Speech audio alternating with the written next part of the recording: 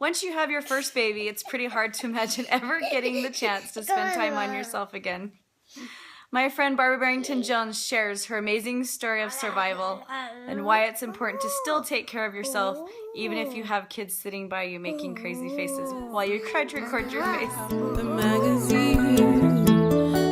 I was a professional classical ballerina and danced all over the world, and was married when I was 19 and lived through 12 years of a physically abusive marriage. My husband once pulled me off the stage and wrapped my ankles in my mouth and my wrists and threw me in a car and pulled out a sawed-off shotgun and stuck it in my legs and said, "Now I'm going to blow your legs off so you can never dance again." And so I ran away a couple of years later and lived in a tenement house with my little boy, where we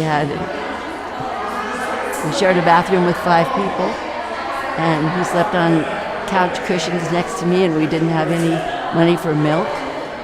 And then I went back again because I was afraid. And so my husband again the third time pulled me up 2 flights of stairs and put a gun in my head and said, "Now I'm going to kill you and then kill myself." And those moments in time, you reach out to the universe, what I call God, and felt that power just pour over me. And with tears streaming down my face, my husband took the gun and shot himself and left me with 2 little children. My goal in life is to empower women of all ages to reach their potential. And I've written 6 books, and the mantra of my last book is, "There is no earthly force greater than the divine power within a woman determined to rise."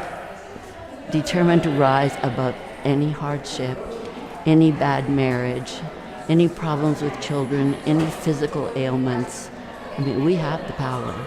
We just figure that we lose it so many times, but it's there within us. I love being here today, knowing how incredibly important the arts are, whether it's poetry or watercolors or anything else. When we get to certain ages in our lives, they say, "Oh, I can't do anything, I'm too old.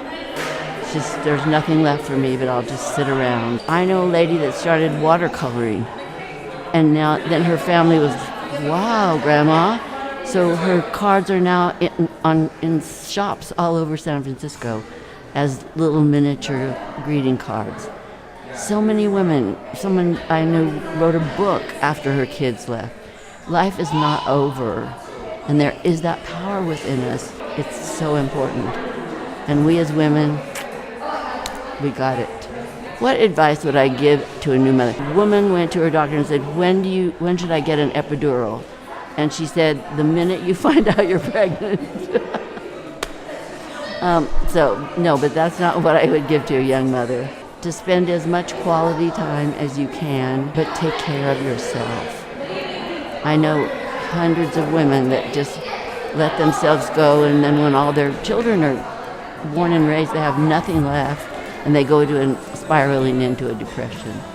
So, yes, your children are the greatest, most wonderful thing, the greatest joy of your life, but you have to take care of yourself too.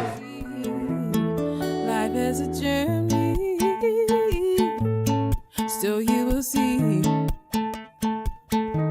It's okay to dream and be what you want to be, yes. But don't be stuck too